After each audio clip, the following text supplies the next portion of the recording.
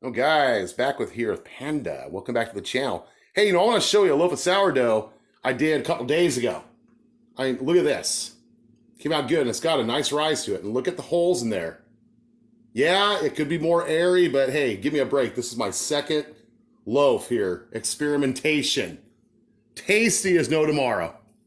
Over here, you can see my starter. Yeah, going really good. Going really good.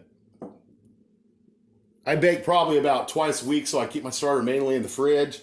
I pull it out the night before. I'm going to cook the day, the following day. But here, I'm working on another thing of sourdough bread right here. Very simple. 3 cups of flour, just over a cup of some good warm water. You use half a cup of your starter. Yeah, it's messy, it's sticky. So take care when you're doing that. And then use like a couple pinches of salt. Mix it all together by hand. And what you want to do not use any flour for the first few hours. This is where you are going to be doing your, you see right there, you see how it's all sticking to that? I'm going to use water, okay? Use straight water right here. I use that, kind of get down. I take the water. Water helps peel this off the bottom of the bowl. Once I get that free, just like I have there, I'm gonna take some water, sprinkle a little bit of water on the countertop. I'm gonna take this dough out. See how easy it came out? Look at that. No stick. And this stuff's sticky. See that? Now, sourdough bread, you're not gonna need it. I'm sure you guys know this, but you see how easy that turns up? You're gonna be doing this about every hour to 2 hours after you initially mix your dough. Leave it sit out at room temperature, cover it lightly with some plastic wrap, or just use a breathable cloth on it. But when you go to do your stretching, pull one side, come in like this, and keep repeating the process and come around. Because what you want to do is you want to create a nice pull on your dough. That way, when you go in for the final shape and the final bake, you actually get a nice rise to your sourdough. You don't get it all spreading out flat. Oh yeah, and believe me, that sucker tastes pretty good even flat. I've had some flat ones come out. But remember, you're not kneading your dough, so don't push down. You don't want to destroy the air in there. But just keep doing this little number here. See that? Yeah, if it starts getting a little bit sticky on you, just, there you go. Yeah? See that? And it's slimy. It's slimy. See, but just keep doing that. Keep doing that. Pull it. Then you can tuck it like that. See that? Now we take it back up. Comes right off of there. See that nice, tight ball? That's what you want. Now let's take that ball, stick it face down, back in your bowl like this. We're going to sit back, cover it back up. It's going to rest for another, let's say, hour, 2 hours. Okay? But I'll probably be back with another video when I do the final shape before I go into the last proofing stage before it goes into bake. So, hope you guys are keeping safe, and we'll see you back here in just a little bit. Ciao.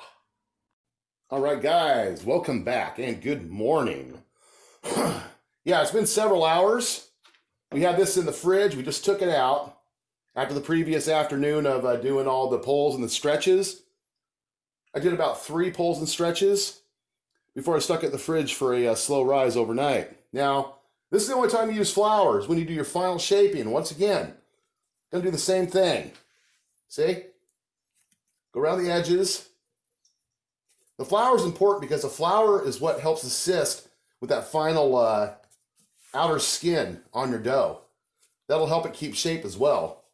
So that way your dough doesn't end up breaking apart into like a putty, a pile of putty, pile of melted pudding on the ground.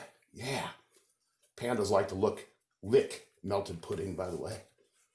Oh, the cats come to visit us. Yep. See, just like this. And take care. You're not kneading the dough. This is sourdough here, guys. Sourdough.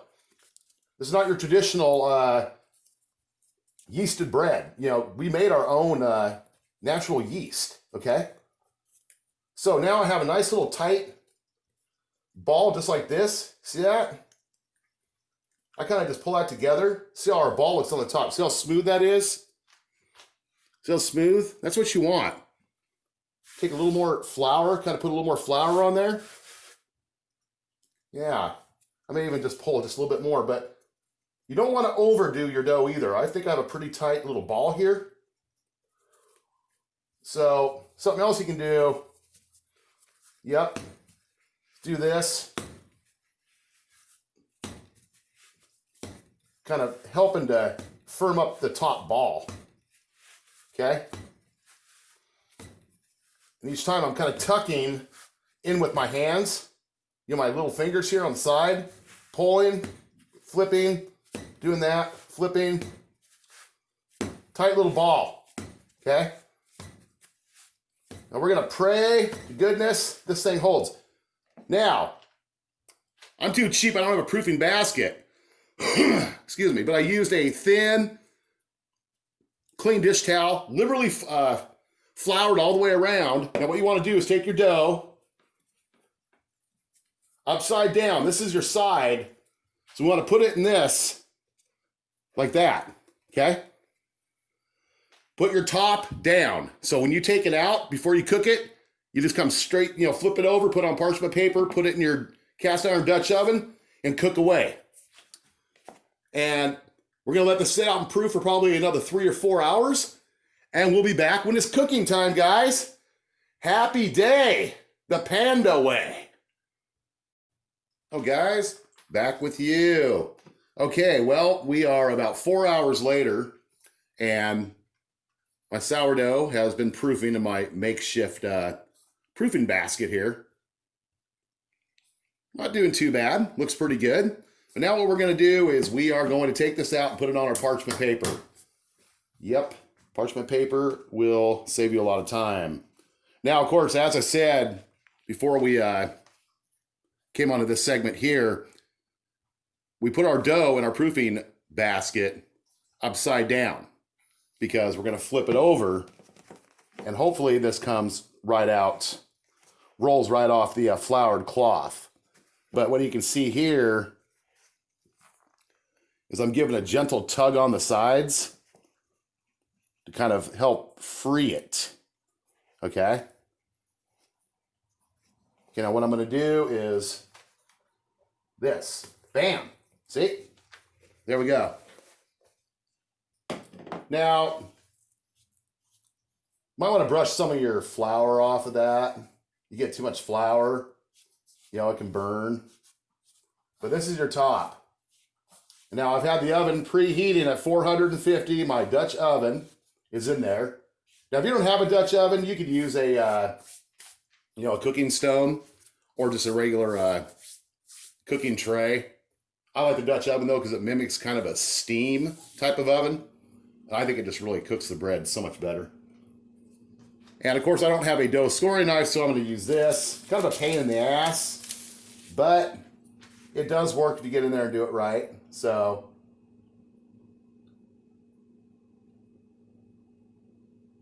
see how I'm trying to cut at an angle? I'm not going to really try to do anything fancy here, but